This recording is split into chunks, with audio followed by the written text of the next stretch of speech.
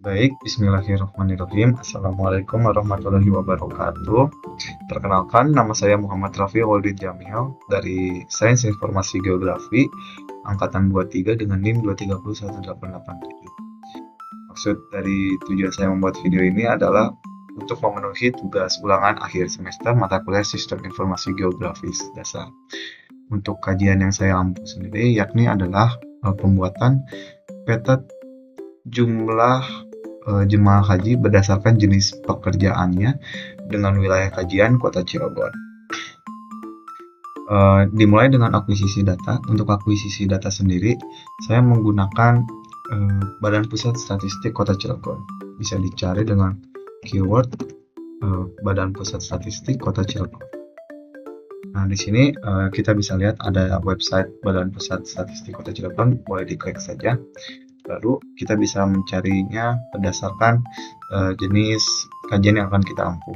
Untuk kasus menulis sendiri, penulis menggunakan keyword pekerjaan untuk mencari data tersebut. Nah, di sini ada berbagai macam jenis data. Untuk data yang penulis ampu sendiri ada ini. Data jumlah jemaah haji yang berangkat ke Tanah Suci menurut jenis pekerjaan di Kota Cilegon dengan tahun kajian yakni pada tahun 2014. Boleh diklik saja.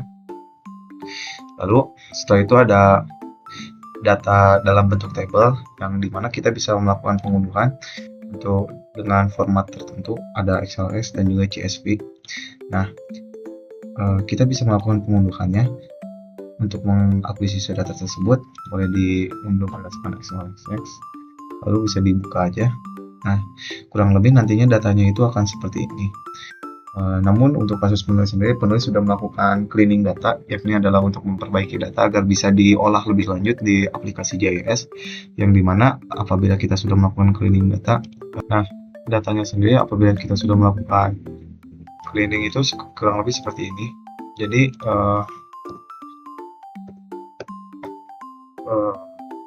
dalam pengerjaannya itu kita cukup buat tabel agar bisa dibaca, dan tabelnya sendiri ya kurang lebih seperti ini, dengan dimana untuk baris pertamanya itu di sini penulis menggunakan kategori teks agar dibaca sebagai teks, lalu untuk sisanya itu penulis menggunakan kategori general sebagai format datanya. Nah, setelah itu kita bisa melakukan simpan data save as dengan format UTF-8. Nah, seperti ini. Nanti bisa di-save aja. Setelah di-save, nanti kita bisa melakukan pengolahan data lebih lanjut di aplikasi GIS. Kenapa perlu CSV? Karena memang pada perangkat GIS sendiri, pengolahan datanya bisa dilakukan untuk format CSV sendiri.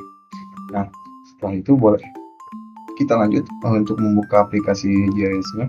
Di sini penulis menggunakan ArcMap dengan versi 10.8.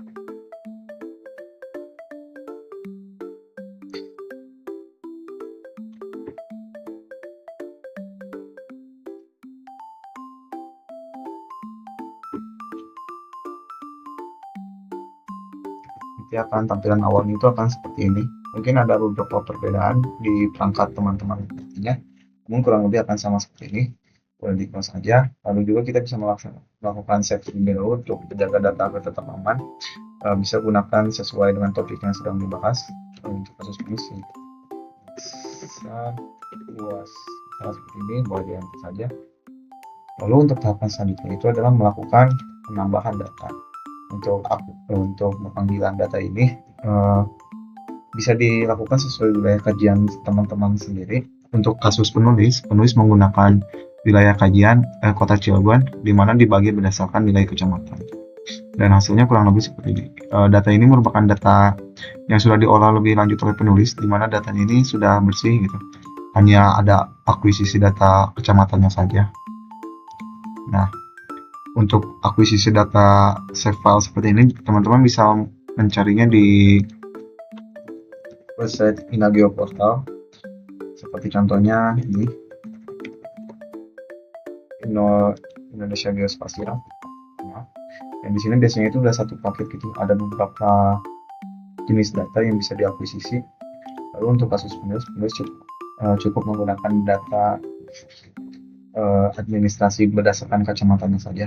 Nah, setelah itu kita bisa mulai memasukkan data hasil cleaning data Excel tadi, yang dimana tadi bentuknya sudah bahan puas CSV.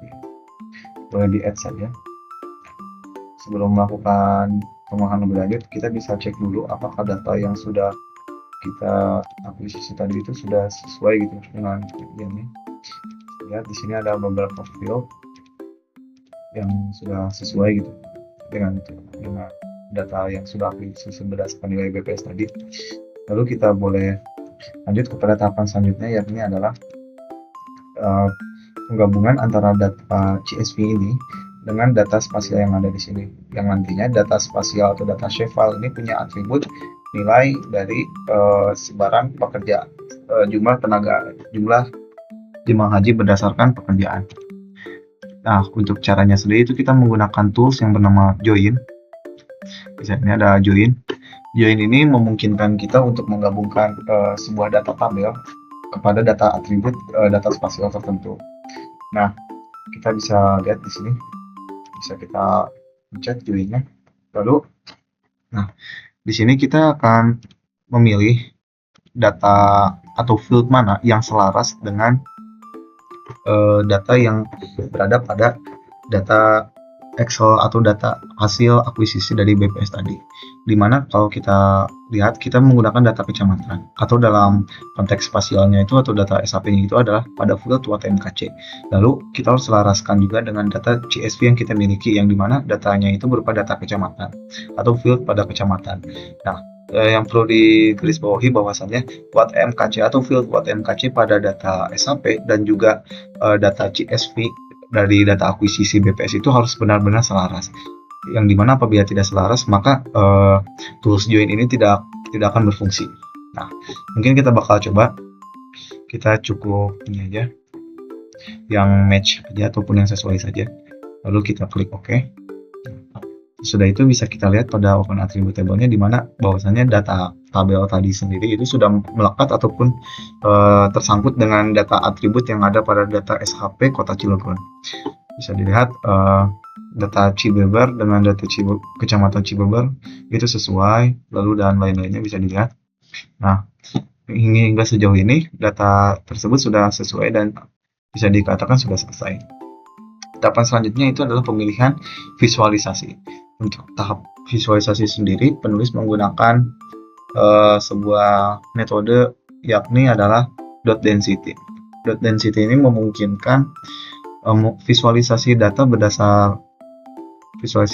dengan menggunakan titik-titik, yang dimana titik-titik itu akan mewakili sebuah karakteristik nilai dari data tersebut.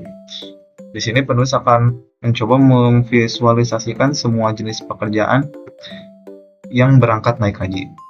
Ada petani, ya kita tinggal masukkan saja.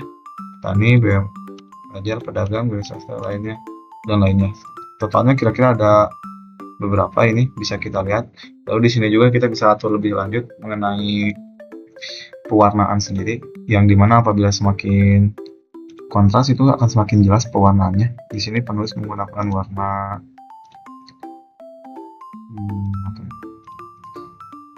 mungkin warna ini agak jelas.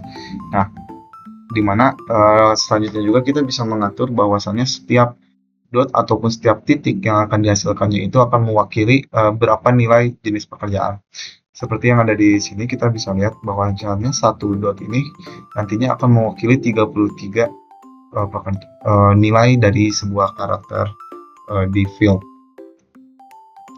Mungkin kita cukup jadikan dot value itu 1:1 aja ya. Jadi setiap satu dot itu akan mewakili satu nilai. Dan hasilnya akan seperti ini. Bisa kita lihat nantinya jenis pekerjaan yang berangkat naik hajinya ini akan diwakili oleh setiap satu dot.